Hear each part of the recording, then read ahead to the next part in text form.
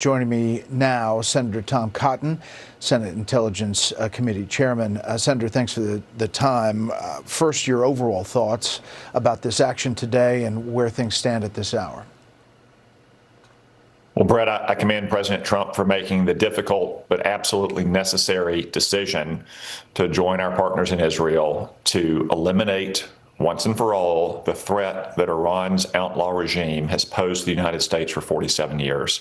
Iran has been waging a campaign of terror against the United States and our friends since they took over the country in 1979. That started with holding American citizens hostage for more than a year in our embassy, blowing up the Marine barracks in Beirut in 1983, blowing up Khobar Towers barracks in Saudi Arabia, killing and maiming thousands of troops in Iraq and Afghanistan with deadly roadside bombs.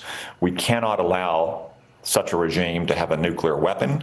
We cannot allow them to have thousands of missiles that can hit all of our bases, not just in the Middle East, but in Europe, and also one day hit us here in the United States. So this is an absolutely necessary operation. I commend President Trump, and I join all Arkansans and all Americans in praying for the safety and the success of our troops in their mission. President Trump had a phone call with the Israeli Prime Minister Bibi Netanyahu, and the Israelis just putting out that information. You would expect that communication to be free-flowing. The Israeli senator said there were 3 sites where gatherings of senior Iranian officials were taking place, and they were struck simultaneously this morning. According to the Israelis, several senior figures essential to the management of the campaign and the regime's governance were eliminated. Do you know anything more about that, or the trigger that perhaps made the daylight raid happen?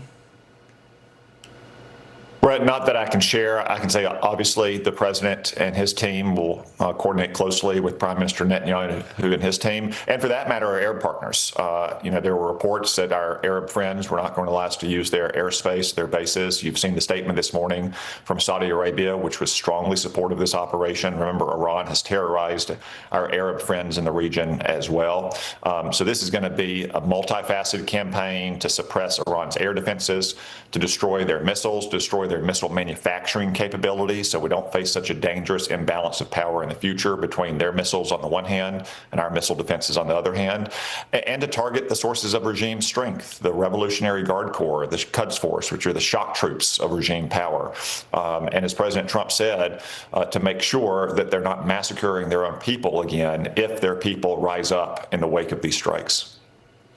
Do you think Congress was appropriately kept in the loop on all of this? There was the Gang of 8 briefing by Senator Rubio and CIA Director John Radcliffe. Senator Schumer has said that there needs to be more bringing Congress into the loop of what is happening and what the objective is at the end game here. What are your thoughts? Absolutely, Brett. As you said, there was a briefing for the Gang of 8, which are the heads of the intelligence committees and the heads of the House and the Senate. That happened Tuesday afternoon. I was a part of it with Director Ratcliffe and Secretary Rubio. They briefed us fully. Yesterday, we were notified. Secretary Rubio called me. As it happens, Pete Hegseth was in Arkansas as well on his Arsenal of Freedom tour, so I had a chance to speak with him. I had a brief chance to speak with the president on Tuesday night before his State of the Union speech. So I think the administration more than fulfilled its responsibilities to brief the senior leaders of Congress and then notify us shortly in advance. I suspect when we're back in Washington, D.C. next week, there'll be additional briefings and explanations.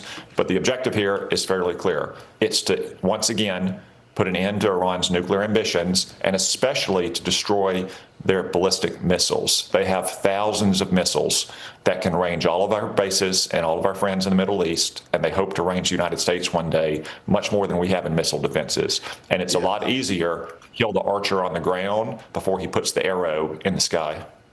Yeah, last thing quickly, though, there is a sense about regime change and some words to that effect from President Trump at the end of his statement this morning. For the people out there who are worried about a vacuum that may be created here, what do you tell them? That, what's next? Do we know? Well, the president has been clear now for months that, as he put it, the best thing that could happen for the United States, for our friends, and for that matter, the people of Iran, is to have a different regime as opposed to theocratic revolutionary dictators who have spread chaos, mayhem, and terror, not just in Iran, but radiating across the world for 47 years.